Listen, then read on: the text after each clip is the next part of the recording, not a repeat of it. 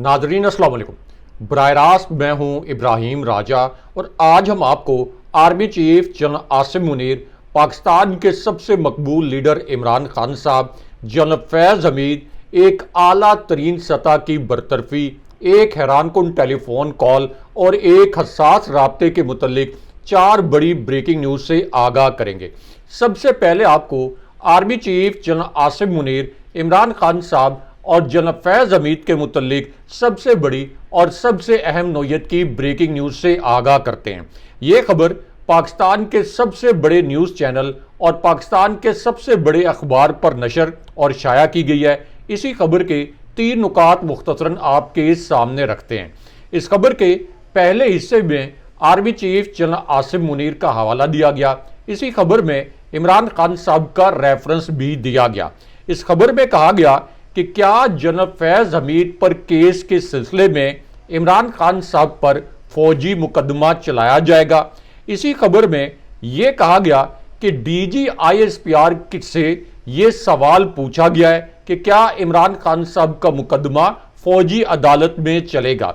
इस पर DGISPR ने इस सवाल का जवाब देने से गुरेज किया कि क्या आर्मी एक्ट के तहत ट्रायल के लिए इमरान खान साहब को फौजी हुकाम के हवाले किया जाएगा या नहीं। इस खबर का दूसरा नुक्ता बहुत हसास है। इस खबर के दूसरे नुक्ते में बताया गया कि DGISPR ने इमरान खान साहब का मुकदमा फौजी अदालत में चलाने की तस्दीक या तरदीद नहीं की गई।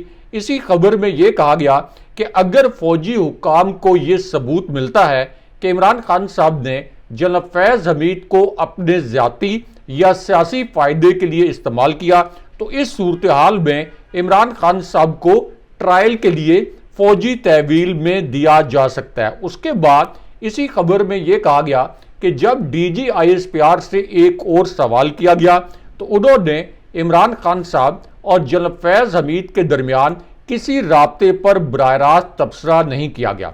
इस खबर के आखिरी और सबसे हसास नुक्ते में यह लिखा गया कि DGISPR से यह पूछा गया कि जनरल बाजवा के मामले पर उनका क्या मौक़िफ़ है, यानी क्या जनरल फैज़ हमीद की तरह जनरल बाजवा का ट्रायल भी हो सकता है। तो इस पर DGISPR ने यह कहा कि ISI का बराह रास्त बॉस वज़ीर आज़म होता है, लेकिन यहां जानने वाले जानते हैं कि DGISI हमेशा आर्मी चीफ के ताबे होते हैं और वज़ीर आज़म उनके नाम नहाद या रस्मी बॉस होते हैं और यह मुमकिन ही नहीं कि DGISI आर्मी चीफ की मर्जी, उनकी मशावरत और उनकी मंजूरी के बगैर कोई इकदाम करें। इसलिए यह मुमकिन नहीं है कि जनरल फैज़ हमीद जो कुछ कर रहे थे वो जनरल बाजवा की मंजूरी के बगैर कर रहे हों। लेकिन यहाँ पे एक और इंतहाई अहम नुक्ता यह है कि DGISPR ने यह कहा इस खबर के मुताबिक कि अगर यह साबित हो गया कि जनरल फैज़ हमीद को ज़ाती या सियासी फायदे के लिए इस्तेमाल किया गया तो उस सूरत में इमरान खान साहब का फौजी ट्रायल हो सकता है। तो यहाँ अहम खबर यह है कि ख्वाजा आसिफ के मुतल्लिक ये इंकशाफ हुआ है कि जनरल बाजवा ने जनरल फैज़ हमीद को ये टास्क दिया था कि ख्वाजा आसिफ जो कि उस्मान डार से अपना इलेक्शन हार गए थे कि उनको हर सूरत में ये इलेक्शन जितवाना है। इसका मतलब यह है कि यह साबित हो गया है कि ख्वाजा आसिफ ने जनरल फैज़ हमीद को अपने ज़ाती सियासी मकासद के लिए इस्तेमाल किया। इसलिए अगर फौजी ट्रायल में किसी का केस सबसे पहले चलना चाहिए तो वो केस जो है फौजी अदालत के अंदर ख्वाजा आसिफ का चलना चाहिए। लेकिन यहाँ पे army chief general Asim Munir और इमरान खान साहब के मुतल्लिक अलग से एक और बड़ी ब्रेकिंग न्यूज़ से आपको आगाह करते हैं। और इमरान खान साहब ने अब से कुछ देर पहले army chief general Asim Munir के मुतल्लिक क्या 2 बड़े इंकशाफात किए और क्या 2 ऐसे जुमले बोले जिन्हें पाकिस्तानी मीडिया ने सेंसर कर दिया। ये दोनों इंकशाफात और दोनों जुमले मुख्तसरन आपके सामने रखते हैं। अब इमरान खान साहब ने अपने पहले इंकशाफ में army chief general Asim Munir को मुखातिब किया। खान साहब ने कहा कि मैं और मेरी अहलिया बुशरा बीबी इस वक्त army chief general Asim Munir की वजह से जेल में हैं। 8 फरवरी 2024 के इलेक्शन में आर्मी चीफ ने धांधली करवाई और जनरल आसिम मुनीर ने नवाज शरीफ के साथ तहरीरी तौर पर लंदन प्लान बनाया और तहरीरी एक एग्रीमेंट किया। लेकिन उसके बाद इमरान खान साहब ने army chief general Asim Munir को की गई एक हैरानकुन कॉल और एक बहुत गैर मामूली मुलाकात के मुतल्लिक सबसे बड़ा और सबसे हसास नोयत का इंकशाफ किया। अब army chief general Asim Munir से ये मुलाकात किसने की, उस शख्सियत का नाम आपको बताते हैं। आर्मी चीफ से ये मुलाकात इमरान खान साहब के एक इंतहाई करीबी और एक इंतहाई बाएतमाद साथी ने की, यानी खान साहब के एक ऐसे साथी जिन पर इमरान खान साहब को मुकम्मल तौर पर एतमाद है। इस मुलाकात की तस्दीक भी की गई और ये एक ऐसी मुलाकात है जो कि 1-on-1 मुलाकात थी, यानी इसमें army chief general Asim Munir और दूसरी जानिब इमरान खान साहब के ये बाएतमाद दोस्त थे और आर्मी चीफ की तरफ से भी और इमरान खान साहब के इस दोस्त की तरफ से भी कोई तीसरा शख्स जो है वो इस मुलाकात में मौजूद नहीं था। अब इस मुलाकात में army chief general Asim Munir को इमरान खान साहब का सबसे हसास नोयत का पैगाम पहुंचाया गया। इस पैगाम में आर्मी चीफ को यह बताया गया कि इमरान खान साहब के इल्म में है कि एक लंदन प्लान बनाया गया है, इस लंदन प्लान में आप भी शामिल हैं। खान साहब को यह भी इल्म है कि इस प्लान के तहत नवाज शरीफ के मुकदमात ख़त्म किए जाने हैं, इमरान खान साहब को जेल में डाला जाना है और पीटीआई को करदम करना और पीटीआई पर पाबंदी लगाना भी इसी प्लान का हिस्सा है। अब इस मुलाकात में इमरान खान साहब के दोस्त ने ये सारे पैगामात army chief general Asim Munir को पहुंचाए और उनसे ये कहा कि हमें ये पता है कि एक लंदन प्लान इमरान खान साहब के खिलाफ बनाया गया है, लेकिन उसके बावजूद हम किसी भी सूरत आपकी मुखालफत नहीं करना चाहते।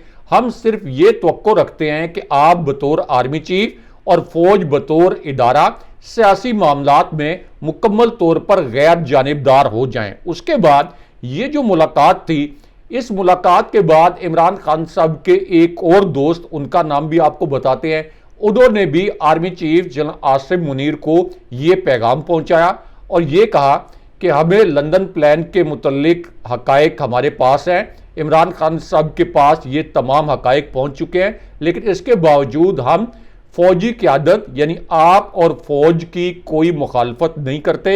लेकिन अगेन हमारी एक्सपेक्टेशन ये है कि आप मुकम्मल तौर पर और फौज भी मुकम्मल तौर पर गैर जानिबदार रहे और ये जो कठपुतली हुकूमत इकदामात कर रही है पीटीआई के खिलाफ जबर के इकदामात, इसमें फौज या फौजी क़यादत हिस्सेदार ना बने। अब जो मुलाकात हुई army chief general Asim Munir से इमरान खान साहब के करीबी दोस्त की, ये मुलाकात हुई साबिक सदर आरिफ अलवी की और जो पैगाम पहुंचाया गया था इमरान खान साहब के दोस्त की जानिब से वो अली जैदी थे। और इन्हीं मुलाकातों और पैगामात के मुतल्लिक अब से कुछ देर पहले इमरान खान साहब ने इंकशाफ किया कि हमने army chief general Asim Munir को लंदन प्लान के मुतल्लिक वाज़े तौर पर बता दिया था। लेकिन उसके बाद एक जनरल इस्टेब्लिशमेंट और इमरान खान साहब के मुतल्लिक एक और बहुत बड़ी और अहम नोयत की ब्रेकिंग न्यूज़ और एक बड़े इंकशाफ के मुतल्लिक आपको आगाह करते हैं। अब इस इंकशाफ के पहले हिस्से में यह बताया गया कि इमरान खान साहब से एक सहाफ़ी ने एक बड़ा गैर मामूली सवाल किया और सवाल ये पूछा गया कि डीजी ISPR ने यह कहा है कि हम और फौज मुकम्मल तौर पर गैर सियासी हैं। इस पर खान साहब ने जवाब दिया कि अगर फौज गैर सियासी है तो फिर एक मेजर और एक कर्नल और ISI का अडियाला जेल में क्या काम है। मैं दरख्वास्त करता हूं कि मुल्क के लिए और खुदा के वास्ते गैर सियासी हो जाओ। सिर्फ कहने से कोई गैर सियासी नहीं होगा, आमाल से होगा। लेकिन उसके बाद एक इंतहाई दिलचस्प नोयत की सूरत हाल अचानक अडियाला जेल में अब से कुछ देर पहले पैदा हुई। अब यह दिलचस्प सूरत हाल उस वक्त पैदा हुई जब एक सहाफ़ी ने इमरान खान साहब से कहा कि क्या आपको पता है कि डीजी ISPR ने क्या कहा है। इस पर इमरान खान साहब ने कहा कि अच्छा, आज क्या कहा डीजी साहब ने। इस पर इमरान खान साहब को सहाफ़ी ने बताया कि आज उन्होंने ये कहा कि फ़ौज पूरी कौम की है, किसी सियासी जमात की मुखालिफ नहीं और किसी सियासी जमात की तरफदार नहीं। ये सुनकर इमरान खान साहब ने ज़ोरदार कहका लगाया। लेकिन यहाँ पे आपको जनाब फैज़ हमीद के मुतल्लिक एक बड़ी ब्रेकिंग न्यूज़ और एक बड़े इंकशाफ से आगाह करते हैं। अब इस इंकशाफ में इमरान खान साहब ने यह बताया कि जनाब फैज़ हमीद जब भी मुझसे मिलता था तो हर मुलाकात को वो जनाब बाजवा को रिपोर्ट करता था। इसके बावजूद जनाब बाजवा को जिस तरीके से जनाब फैज़ हमीद का ट्रायल किया जा रहा है, इस ट्रायल से जनाब बाजवा को बाहर रखा गया है, क्योंकि रजीम चेंज ऑपरेशन जनाब बाजवा ने किया था।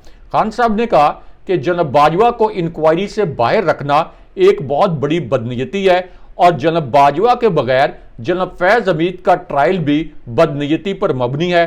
बाजवा को ट्रायल में शामिल किया जाए तो सारे भेद खुल जाएंगे। लेकिन उसके बाद इमरान खान साहब ने आखिरी और सबसे हसास नोयत का इंकशाफ किया। इमरान खान साहब ने कहा कि कुछ सीसीटीवी फुटेजेस मौजूद हैं। ये सीसीटीवी फुटेजेस ऐसी हैं जो कि पीटीआई और एस्टैब्लिशमेंट के दरमियान जो एक तनाज़ा है, इसका फैसला कर सकती हैं। खान साहब ने कहा कि 9 मई की जो सीसीटीवी फुटेजेस हैं, ये इस वक्त एस्टैब्लिशमेंट के पास हैं। ये सीसीटीवी फुटेजेस सामने लाई जाएं। 9 मई का वाकया पीटीआई को ख़त्म करवाने के लिए करवाया गया था। मेरी गिरफ्तारी का ऑर्डर और रेंजर्स के जरिए मुझे अगवा करने के अहकामात किसने दिए, इसकी इंक्वायरी करवाएं। ये लोग यानी एस्टैब्लिशमेंट मुझे जनाब फैज़ हमीद के ट्रायल से डरा रहे हैं। हालांकि जनाब फैज़ हमीद जब भी मुझे मिलने आता था तो वो जनाब बाजवा से पेशगी इजाज़त लेता था, क्योंकि आईएसआई चीफ जो है ये हमेशा आर्मी चीफ के मातहत होता है। उसके बाद सुप्रीम कोर्ट के मुतल्लिक एक अहम खबर, और इमरान खान साहब ने क्या इंकशाफ किया। इमरान खान साहब ने कहा कि सुप्रीम कोर्ट ने नैब तरामीम केस का फैसला सुनाया है। इस हुकूमत को NRO 2 मुबारक हो। इस फैसले से मेरे खिलाफ तोशाखाना का नया केस मुकम्मल तौर पर फारिग हो गया है। मुझे तो खुशी मिलनी चाहिए और अब 190 मिलियन पाउंड का नाम नेहाद केस भी खत्म होने वाला है। और उसके बाद खान साहब ने अली अमीन गंडापुर के मुतल्लिक आखिरी और सबसे हसास नोयत का इंकशाफ किया। इस इंकशाफ में इमरान खान साहब ने कहा कि अली अमीन गंडापुर के खिलाफ कुछ लोग पार्टी के अंदर साजिशें कर रहे हैं। मैं पार्टी को कहता हूं कि अली अमीन गंडापुर को अंडरमाइन ना करें। मैं अली अमीन गंडापुर के साथ खड़ा हूं और पूरी पार्टी को कहता हूं कि ये वक्त इख्तलाफात का नहीं है। अली अमीन गंडापुर की मुखालफत करने वाले बाद में ये ना पूछते फिरें कि उनको अगले इलेक्शन में टिकट क्यों नहीं मिला। लेकिन यहाँ पे army chief general Asim Munir, फौजी एस्टैब्लिशमेंट, फजलुर रहमान और इस कठपुतली हुकूमत के मुतल्लिक एक बड़ी ब्रेकिंग न्यूज़ से आपको आगाह करते हैं। तो मामला यह है कि अब इस कठपुतली हुकूमत ने सुप्रीम कोर्ट और पीटीआई की 78 मखसूस नशिस्तों को दबाने के लिए एक जाली आईनी तरमीम लाने के हवाले से फजलुर रहमान को एक नाकाबिले यकीन ऑफर की है। इस वजह से ये आज की एक बड़ी ब्रेकिंग न्यूज़ बन गई है। इस ब्रेकिंग न्यूज़ का एक हिस्सा हम आपको पिछले प्रोग्राम में सबसे पहले बता चुके हैं, लेकिन अब इस मामले पर एक नई और बड़ी पेशरफ्त हुई है। इस खबर में अब ये बताया गया कि इस कठपुतली हुकूमत ने फजलुर रहमान साहब को 4 वजारतों की पेशकश की है और उसके बाद फजलुर रहमान को केपी सूबे की गवर्नरशिप और बलूचिस्तान हुकूमत का हिस्सा बनने की ऑफर भी की गई है। लेकिन यहाँ अहम तरीन बात यह है कि फजलुर रहमान साहब को यह पता है कि इस वक्त पाकिस्तान की इस्टेब्लिशमेंट पर हर तरफ से तनकीद हो रही है। इस्टेब्लिशमेंट शदीद दबाव में है। ये कठपुतली और जाली हुकूमत भी इंतहाई गैर मकबूल है, अवामी सतह पर मुकम्मल तौर पर रसवा है। इसलिए फजलुर रहमान साहब जो हैं वो इस वक्त इस डील के लिए इस हुकूमत से और इस इस्टेब्लिशमेंट को ब्लैकमेल करके मजीद मराहत मांग रहे हैं। लेकिन यहाँ पे इमरान खान साहब और एक फ़ोन के मुतल्लिक एक इंतहाई दिलचस्प नोयत की खबर से आपको आगाह करते हैं। इस खबर से जुड़ा एक वीडियो क्लिप इस वक्त सोशल मीडिया पर वायरल भी हो गया। अब ये खबर उस वक्त आई जब जनरल फैज़ हमीद का कोर्ट मार्शल शुरू करने के बाद ये एक जाली बयानिया बनाया गया कि इमरान खान साहब को 3 मोबाइल सिम्स दी गई थी और 3 मोबाइल सिम्स में व्हाट्सएप नंबर्स जो हैं ये एक्टिवेटेड थे और इन व्हाट्सएप नंबर से मुबैना तौर पर इमरान खान साहब यूरोपीय ममालिक में कुछ राब्ते कर रहे थे। यानी ये एक नाम नेहाद खबर जो है ये जराए से सामने लाई गई और फिर डिप्टी सुपरिटेंडेंट अडियाला जेल को अगवा किया गया, जिनके वेयर अबाउट्स के मुतल्लिक अब तक कोई मालूमात सामने नहीं लाई गई। हालांकि उनकी एहलिया ने इसके मुतल्लिक हाई कोर्ट में एक पटिशन भी दायर कर रखी है। अब इस पूरी सूरत हाल में ख्वाजा आसिफ ने यह मुज़िका खेज दावा किया कि इमरान खान साहब नोकिया 3300 इस्तेमाल करते थे। ये दुनिया का महफूज तरीन फ़ोन है और सबको पता है कि इस फ़ोन को डिसकंटिन्यू हुए कुछ 16 साल से ज़ायद हो गए हैं, इसलिए ख्वाजा आसिफ का सोशल मीडिया पर मजाक बन गया। लेकिन अब इस मामले में ब्रेकिंग न्यूज़ ये आई है कि राना सनाउल्लाह ने ख्वाजा आसिफ को झूठा करार देते हुए कहा है कि इस किस्म की कोई रिपोर्ट नहीं है कि इमरान खान साहब नोकिया 3300 इस्तेमाल कर रहे थे, ये महज क्यास आ रही है। लेकिन यहाँ पे एक गैर मामूली टेलीफोन कॉल और पीटीआई के 8 सितंबर के जलसे और सुनामी के मुतालिक एक बड़ी ब्रेकिंग न्यूज़ से आपको आगाह करते हैं। इस खबर में बताया गया कि अली अमीन गंडापुर साहब ने इस्लामाबाद इंतजामिया से एक गैर मामूली टेलीफोनिक रब्ता किया। उसके बाद जलसागाह की तब्दीली के हवाले से आगाह किया गया और अब जिले इंतजामिया ने पीटीआई के जलसे का मकाम तब्दील करते हुए नया नोटिफिकेशन जारी कर दिया।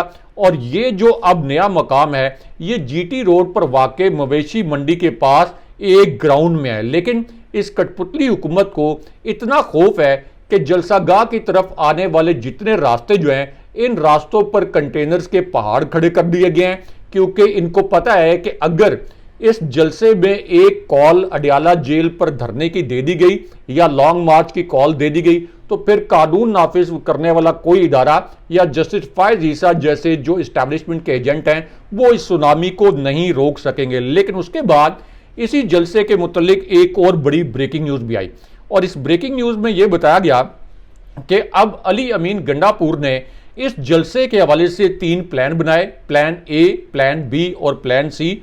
और फैसला यह किया गया है कि जलसे से पहले भारी मशीनरी इस जलसागाह के रास्ते में पहुंचाई जाएगी ताकि ये जो कंटेनर वगैरह लगाए गए हैं इनको क्रेन से हटा दिया जाए। लेकिन यहाँ पे एक बड़ी बरतरफी के मुतालिक अब से कुछ देर पहले जो एक बड़ी ब्रेकिंग न्यूज़ आई है, इस ब्रेकिंग न्यूज़ के मुतालिक आपको बताते हैं। तो मामला यह है कि लाहौर हाई कोर्ट ने अब एक बड़ा फैसला जारी किया है। यह फैसला जस्टिस आसिम हफीज की जानिब से जारी किया गया है और अब लाहौर हाई कोर्ट ने चेयरमैन नादरा को उनके ओहदे से हटाने का तहरीरी फैसला जारी कर दिया है। अगले प्रोग्राम तक के लिए खुदा हाफिज।